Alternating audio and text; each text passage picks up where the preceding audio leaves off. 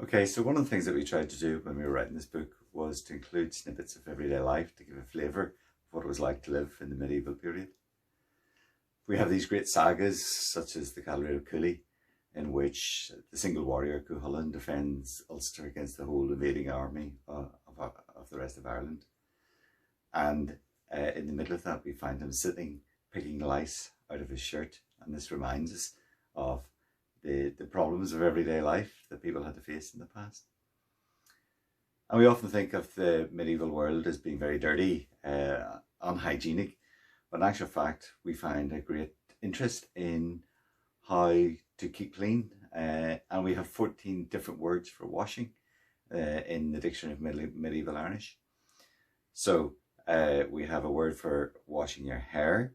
We have another word for washing your hands or your feet. So washing your hands, we understand, particularly in these days of COVID, the importance of that.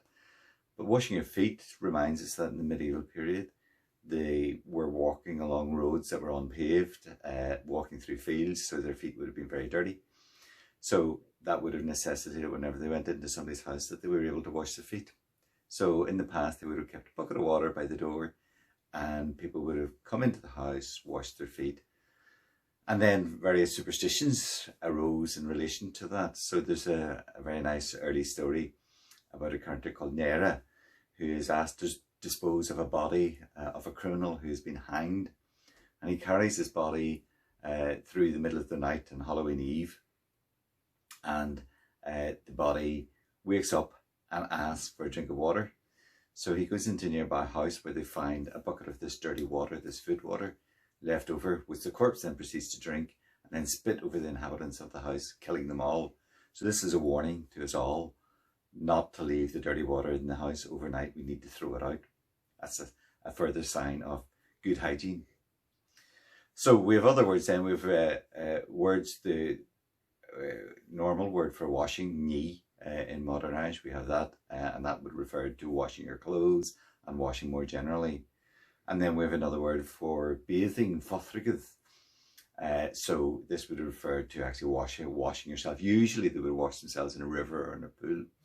But we do have references as well to people coming into houses and bathing within a house.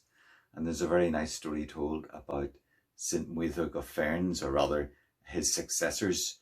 And they demanded the right, whenever they entered a house upon a visitation, to the first drink within the house, but also to the first bath.